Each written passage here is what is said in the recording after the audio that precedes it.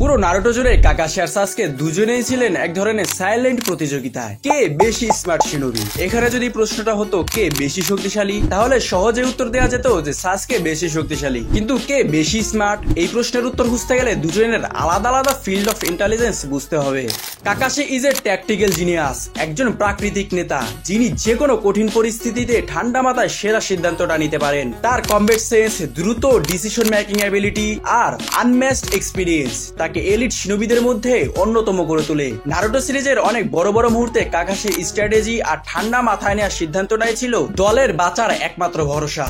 অন্যদিকে Sasuke, he is known for his sharp analytical mind. সে ninjutsu, dojutsu এমনকি এনিমির অ্যাবিলিটির গভীর মেকানিক্স খুব দ্রুত বুঝে ফেলতে পারে। তার ইন্টেলিজেন্স অনেক বেশি ইনওয়ার্ড এবং নিখুঁত পর্যবেক্ষণ ভিত্তিক। সাসকে যেমন শক্তি চায় তেমন সে বুঝতো শক্তির পেছনের মূল্যবোধ, ইতিহাস আর বিশ্ব ব্যবস্থার জটিলতা। দেইদারা, ডানজো বা নারুটোর বিপরীতে সাসকের কমব্যাট স্কিল, ডেডিকেশন আর অ্যাডাপ্টেশন দেখলে বোঝা যায় তার ডিপ আন্ডারস্ট্যান্ডিং কতটা ধারালো।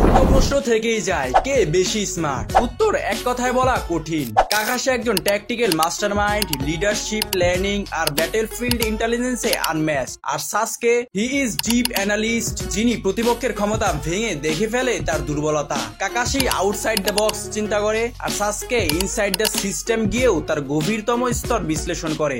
শেষ কথা হলো দুজনেই তাদের জায়গায় স্মার্টেস্ট শিনোবি। তাদের স্মার্টনেসের ধরন আলাদা, তবে দুজনেই লিজেন্ড।